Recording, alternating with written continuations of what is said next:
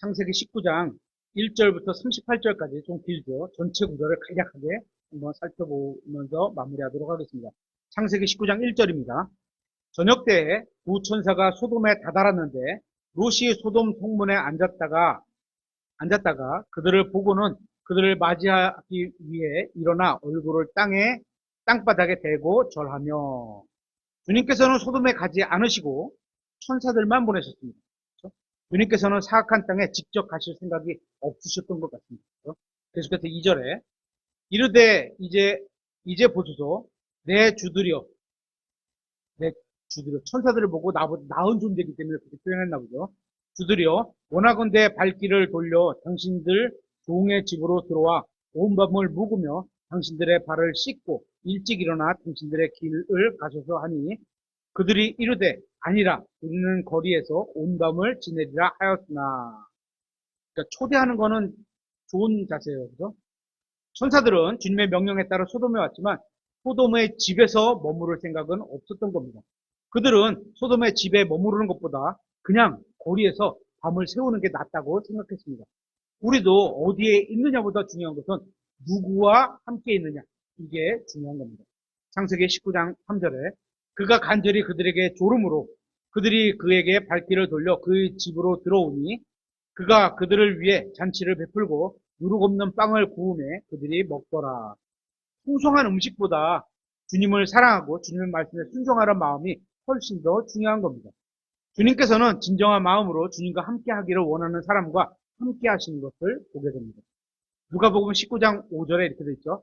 예수님께서 그곳으로 가셔서 위를 보시고 그를 보며 그에게 이르되, 나무 위에 있는 삭개오를 보면서 얘기하신 거예요.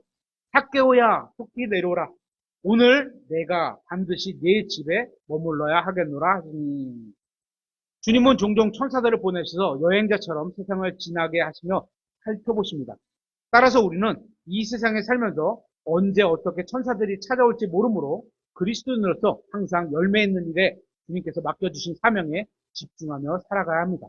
우리가 예배드리면서도 예를 들어서 허름한 옷을 입고, 그죠? 이렇게 찾아오실 수도 있어요. 우리는 모르는 거예요. 그죠? 창세기 19장 4절에 그러나 그들이 눕기 전에 그 도시의 남자들, 곧 소돔의 남자들, 즉 늙은이든 젊은이든 사방에서 나온 모든 사람들이 그 집을 애웠었더라. 그들이 롯을 불러 그에게 이르되, 이 밤에 네게 들어온 남자들이 어디 있느냐? 그들을 우리에게 데리고 나오라. 우리가 그들을 알리라 하니. 많은 주석가들, 성경을 이렇게 자기가 이해하고 풀어놓고 쓰신 분들, 그 주석가라 그러죠. 주석가들이 이 말씀을 왜곡합니다. 그들은 이 말씀이 성소수자들을 전혀 배려하지 않았다고 생각을 합니다. 그래서 소돔인들을 그저 잘생긴 천사들을 보기 원했을 뿐이라고 생각했던 겁니다. 그런 게 아니죠. 하지만 성경에서 알다라는 말은 명백하게 동침하는 것을 의미합니다. 창세기 4장 1절에 이렇게 되어 있죠. 아담이 이브를 알매 그랬잖아요. 어떻게 됐어? 그녀가 추태하여 가인을 낳고 이르되. 그러니까 남편이 아내를 알았다. 이건 둘이 동침했다. 이런 의미예요. 내가 주로부터 남자를 얻었다 하니라. 계속해서 창세기 19장 6절에 롯이 문에 있는 그 사람들에게 나가 자기 뒤로 문을 닫고 이르되, 원하건대 형제들아, 이같이 사악하게 행하지 말라. 사악한 짓인지 알았어요. 그죠? 롯은 소돔인들이 무엇을 하려는지 정확히 이해하고 있었습니다. 그래서 그들을 설득해 보려고 했습니다. 7절은 롯의 영적 상태를 보여주고 있습니다. 롯은 그들이 주님의 백성이 아니라는 사실을 알았지만 그들을 뭐라고 불러요? 형제라고 부르고 있었어요. 하지만 롯의 생각과는 다르게 그들은 형제가 아니라고 생각했던 겁니다. 계속해서 창세기 19장 8절에 이제 보라, 내게는 남자를 알지 않은 두 딸이 있노라. 원하건대 내가 그들을 너희에게 데리고 나가리니 너희는 너희 보기에 좋은 대로 그들에게 행하되 오직 이 남자들에게는 아무 일도 하지 말라. 이런 까닭으로 그들이 내 지붕 그늘 아래로 들어왔느니라 하매. 이 구절을 많은 현대인들이 경악합니다. 어떻게 딸을 둔 아버지가 딸들을 성독착자들에게 내어줄 수 있는지 이해할 수 없다고 생각합니다. 변태적인 사람들에게 딸을 내주는 행위는 인간이 저지를 수 있는 가장 어리석고 비열한 짓일 겁니다. 하지만 오늘날 대부분의 부모들은 이와 비슷한 짓을 합니다. 딸들을 동성애자들 뿐만 아니라 살인자나 사기꾼들이나 마약 중독자 같은 사람들에게 사악한 자들에게 내어주고 있는 것을 보게 됩니다. 어쩌면 롯은 이들이 동성연애자들이었기 때문에 여자애들에게는 관심이 없다고 생각했을 수도 있습니다. 그래서 그랬는지도 모르겠습니다. 만약 그렇더라도 롯의 행동이 정상적이거나 영적으로 바르다고 할 수는 없을 겁니다. 구원받은 사람이라 해도 주님과 동행하지 않는다면 세상 사람들만큼이나 혹은 세상 사람들보다 더 어리석은 짓을 할 수 있는 것을 보여주는 겁니다. 창세기 19장 9절에 그들이 이르되 물러서라 하고 또 이르되 이놈이 체류하려고 들어와서는 우리의 재판관이 되려 하는도다. 이제 우리가 그들보다 너를 더 나쁘게 다루리라 하며 그 사람 곧 롯을 강하게 밀치고 가까이 와서 문을 부수려 하더라. 성경을 모르는 사람들도 판단하지 말라는 말을 인용합니다. 판단하지 말, 네가 왜 나를 재판하려고 하느냐 이런 말이죠. 문맥을 전혀 따르지 않으면 성경에 모순이 있는 것처럼 보일 때가 가끔 있죠. 성경은 자기 생각대로 판단하지 말고 주님의 말씀에 따라서 의롭게 판단하라고 말씀하고 있습니다. 성경은 판단하지 말라 이런 말이 분명히 있어요. 그죠? 그렇다고 모든 것을 판단하지 말라는 건 아니죠. 어떻게? 니네 그냥 생각대로 판단하는 게 아니고 주님의 말씀대로 올바르게 판단하라. 또 판단하는 거 어떻게? 남을 판단하기 전에 자신을 먼저 판단하라. 이렇게 성경은 말하고 있는 거죠. 계속해서 창세기 19장 10절에 그러나 그 남자들이 자기들의 손을 내밀어 롯을 집안에 있는 자기들에게 끌어들인 뒤에 문을 닫고 그 집 문에 있는 남자들을 작은 자든 큰 자든 다 쳐서 눈을 멀게 하니 이에 그들이 문을 찾느라 힘들어하더라. 하나님께서는 필요에 따라서 사람들의 눈을 멀게 하시는 것을 종종 보게 됩니다. 사도행전 13장 11절에 이렇게 되어 있어. 이제 보라 주의 손이 내 위에 계시니 내가 눈이 멀어 한동안 해를 보지 못하리라 하매 즉시 안개와 어둠이 그에게 내려오므로 그가 두루 다니며 손으로 자기를 인도해 줄 자들을 찾더라. 열왕기하 6장 18절에도 이렇게 되어 있어. 그들이 엘리사에게 내려오매 그가 주께 기도하여 이르되 원하건대 이 사람들을 치사 눈을 어둡게 하소서. 하나님께서는 사람들의 눈을 가리시는 경우도 있다는 거죠. 하옵소서 하니 그분께서 엘리사의 말대로 그들을 치사 눈을 어둡게 하십니다. 물론 경우에 따라서는 반대로 눈을 열어서 영적인 것을 보게도 하십니다. 열왕기하 6장 17절에 엘리사가 기도하여 이르되 주여 원하건대 그의 눈을 여사 그가 보게 하옵소서. 눈을 열어서 뭘 봤죠? 불말들과 병거들이 딱 뒤에 있는 그걸 보게 하셨잖아요. 그죠? 그 청년의 눈을 여심으로 그가 보니라 보라 불말들과 불병거들이 엘리사를 둘러싼 채 산에 가득하더라. 이제 그걸 보게 되면 어떻게 해요? 믿음이 보고 믿는 건 아니지만 어쨌거나 하나님께서 함께 하고 계시구나 그걸 알았겠죠. 그래서 창세기 19장 12절에 그 남자들이 롯에게 이르되 내게 속한 자가 여기에 더 있느냐? 사위와 내 아들들과 내 딸들과 이 도시 안에서 내게 속한 것은 무엇인지 그것을 다 이곳에서 가지고 나가라. 그들에 대한 부르짖음이 주의 얼굴 앞에서 커졌으므로 우리가 이곳을 멸하리라. 주께서 이곳을 멸하시려고 우리를 보내셨느니라 하매 롯이 나가서 자기 딸들과 결혼한 자기 사위들에게 말하여 이르되 주께서 이 도시를 멸하시리니 너희는 일어나 이곳을 떠나라 하였으나 그의 사위들은 그를 농담하는 자로 여겼더라. 행위는 말씀과 반대로 하면서 하나님의 말씀대로 우리가 행동을 따르지 않는다는 거죠. 반대로 하면서 입으로만 말씀을 전하는 것은 아무 소용이 없습니다. 그렇다고 그게 그렇게 하지 말라. 그렇게 안 해야 되겠죠. 말과 행동이 똑같아야 되겠죠. 하지만 행동이 못 따라가도 우리는 진리를 전해야 될 때가 있어요. 그렇죠? 행위가 동반된 말에 능력이 있는 것을 보게 됩니다. 왜? 롯이 사위에게 말했는데 농담으로 여겼어요. 평상시에 그의 행동이 조금 엿볼 수 있는 그런 내용이겠죠. 물론 말씀에 비웃는 사람들은 언제 어디나 있었습니다. 우리는 그들의 반응에 흔들리지 말고 항상 하나님의 말씀을 올바른 마음으로 전해야 합니다. 창세기 19장 15절에 아침이 되매 그 천사들이 롯을 서두르게 하며 이르되 일어나 여기 있는 네 아내와 두 딸을 데리고 가라. 그 도시의 불법 가운데서 내가 소멸될까 염려하노라 하였으나 그가 망설임에 그 남자들이 그가 망설였어. 그 남자들이 그의 손과 그의 아내의 손과 두 딸의 손을 잡았고 주께서 그에게 긍휼을 베푸셨으므로 그들이 그를 데리고 나가 그 도시 밖에 두었더라. 천사들은 롯을 재촉했습니다. 빨리 나가자. 오늘 아침에 나가야 된다. 왜냐하면 롯이 멸망하는 소돔에서 나가기를 머뭇거렸기 때문입니다. 무엇이 그를 머뭇거리게 했을까요?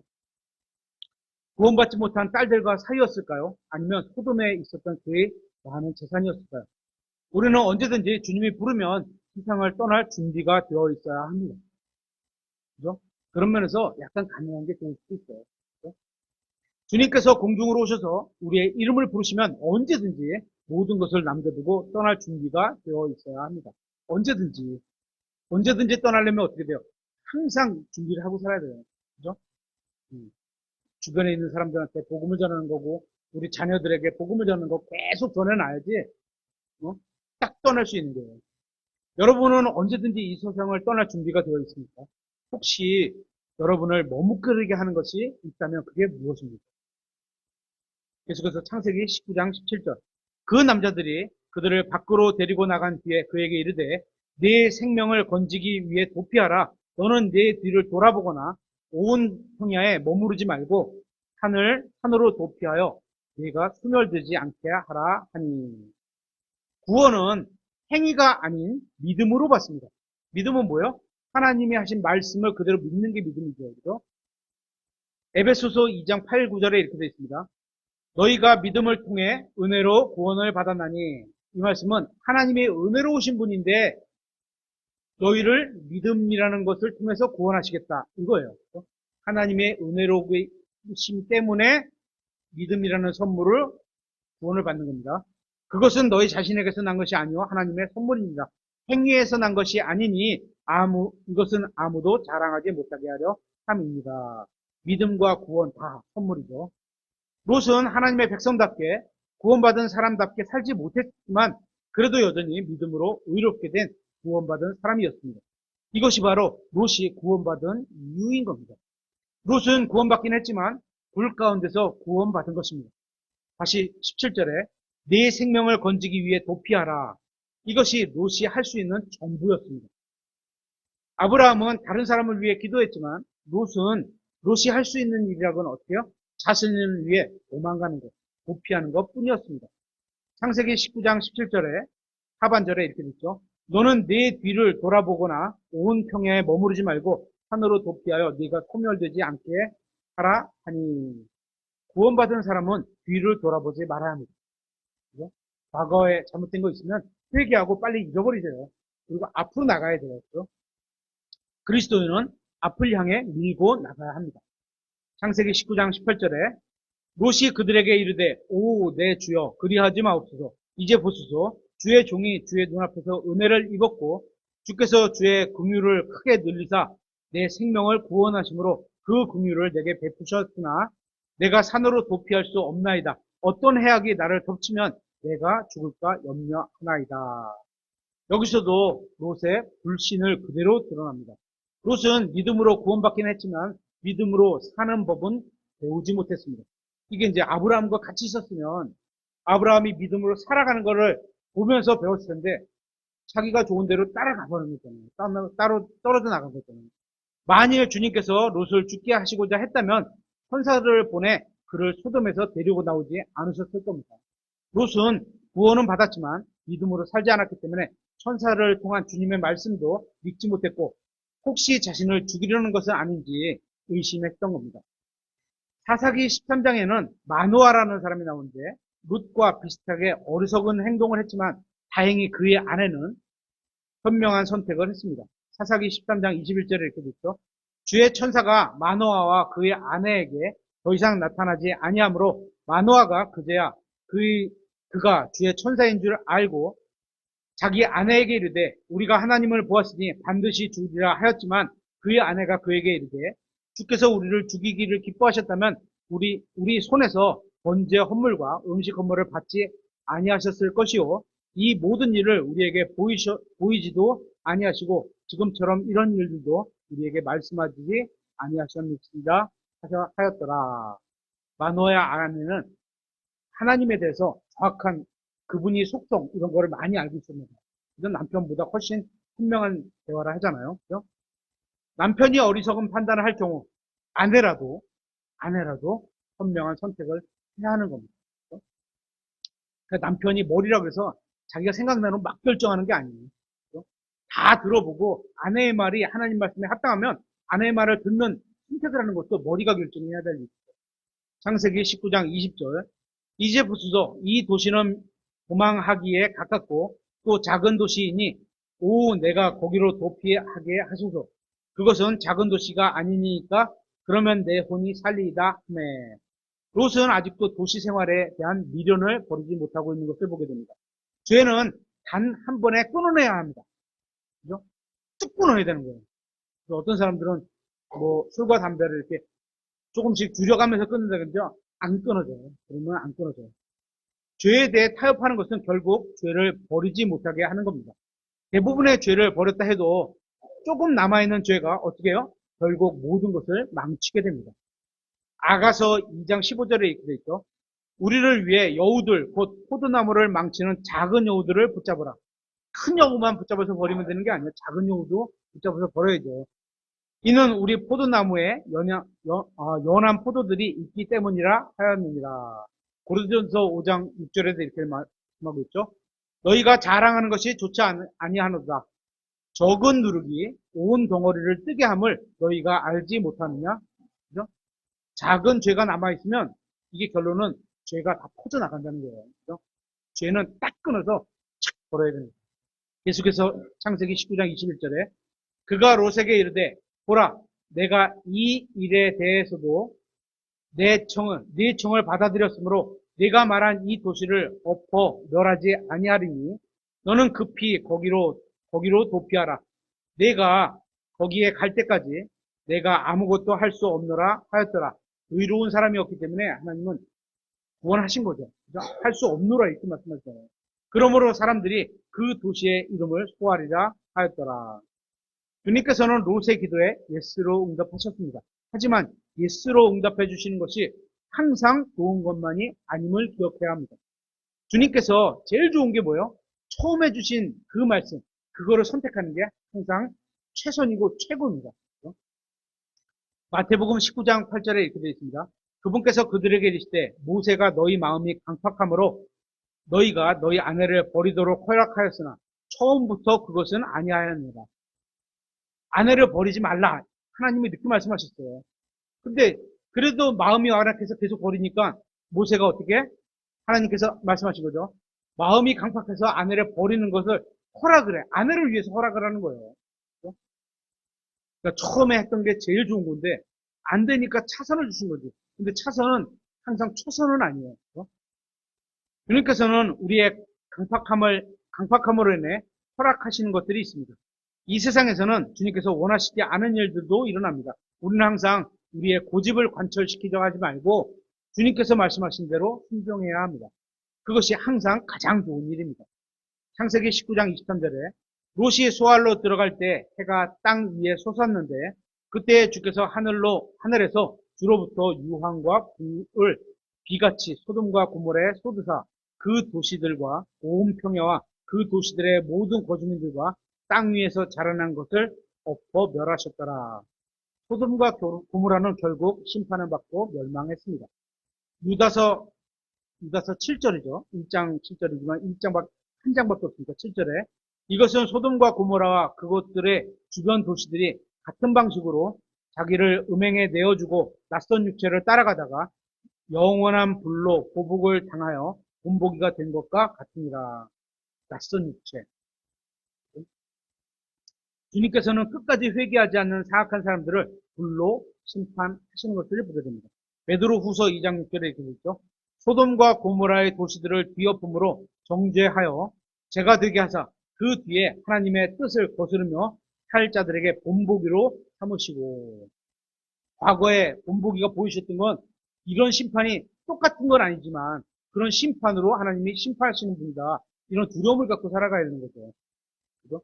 누가복음 17장 28절에도 이렇게 있죠. 마찬가지로 롯의 날들에도 그와 같았으니 그들이 먹고 마시고 사고 팔고 심고 건축하였으나 롯이 소돔에서 나간 바로 그날 하늘로부터 불과 유황이 비같이 쏟아져 그들을 다 멸하였느니라.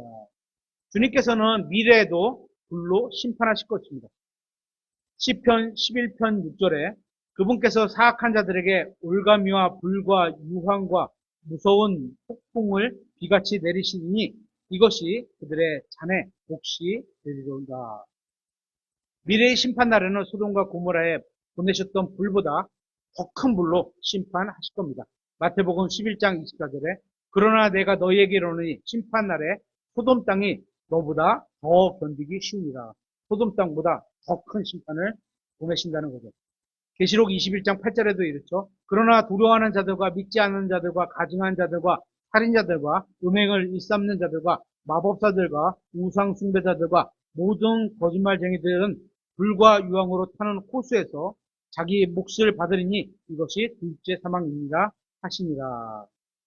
그래서 창세기 19장 26절에 그러나 그의 아내는 그의 뒤에서 뒤를 돌아보았으므로 소금 기둥이 되었더라. 그의 뒤에서 따라가는 것도 그냥 뒤따라가고 있어요. 그렇죠? 같이 발맞춰서 짝가는 것도 아니고 천사는 분명히 뒤를 돌아보지 말라고 경고를 했습니다. 17절에 그랬죠. 롯의 아내는 몸은 소돔을 떠나고 있었지만 마음은 여전히 소돔에 남아있는 것처럼 보입니다.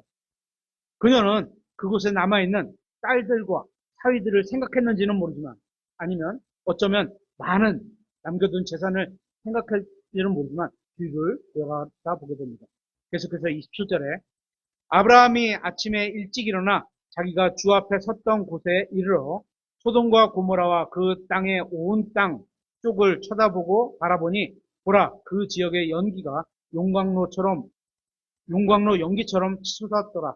하나님께서 그 평야의 도시들을 멸하실 때 곧 도시 거하던 도시들을 엎어 멸하실 때 하나님께서 아브라함을 기억하사 그 엎어 멸하시는 가운데 롯을 내보내셨다.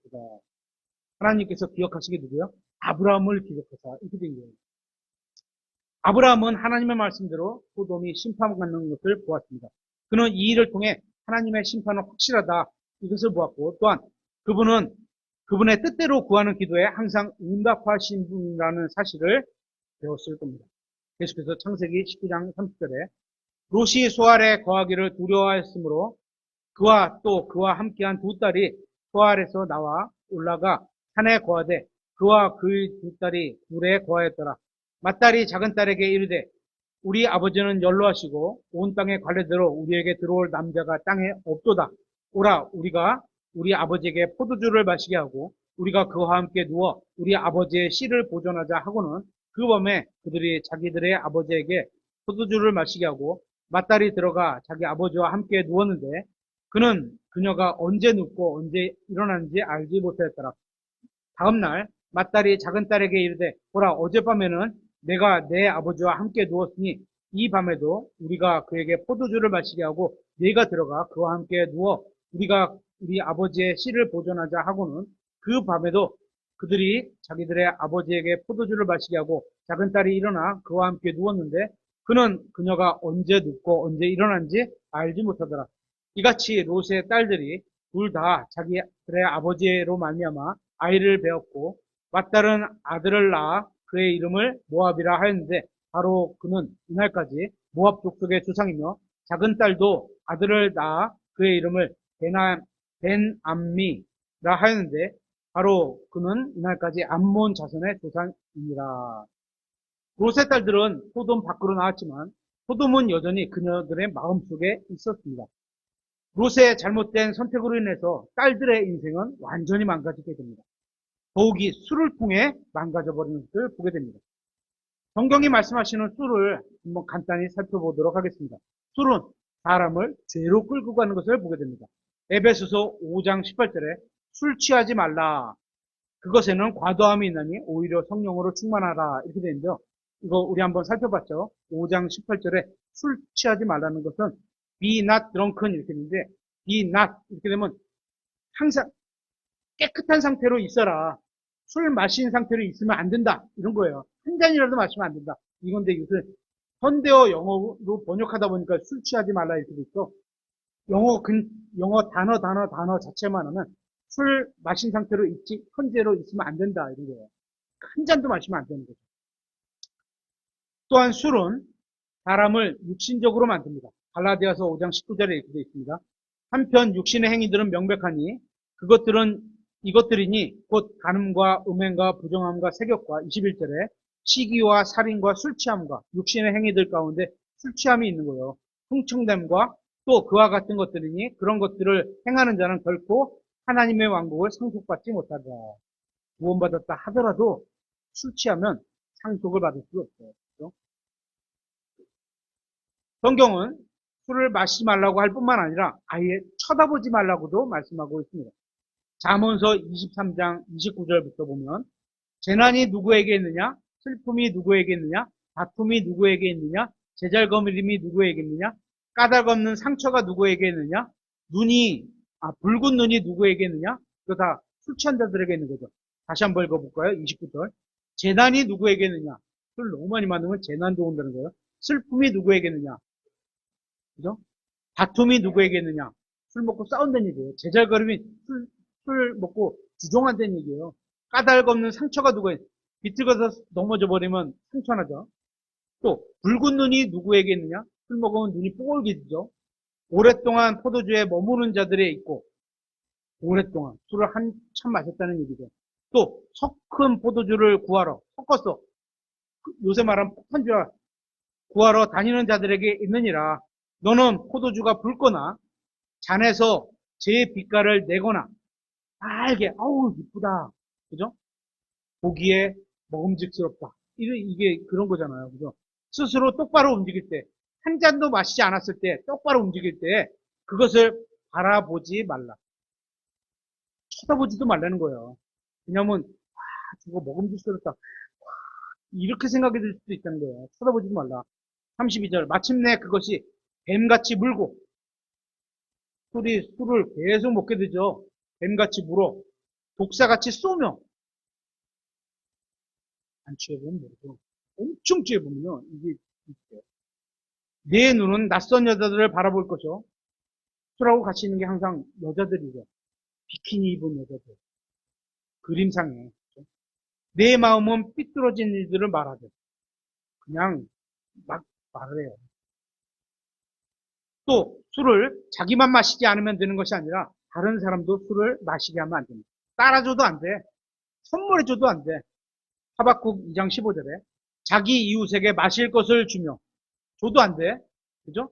내 술을 부대를 그에게 주고 술잔을 이렇게 따라서 이렇게 줘도 안 돼. 마시라고.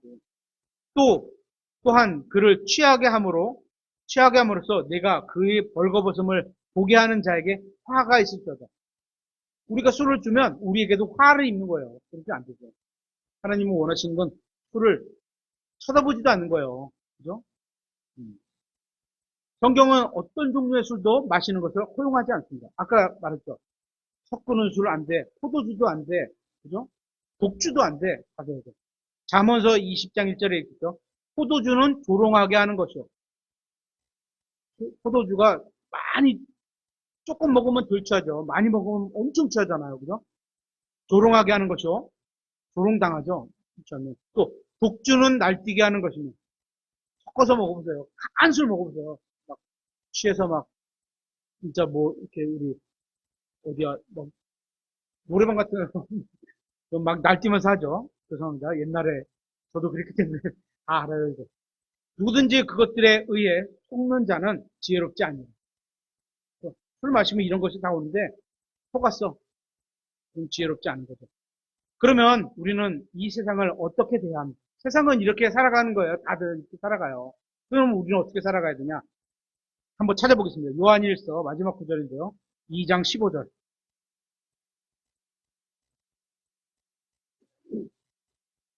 요한일서 2장 15절.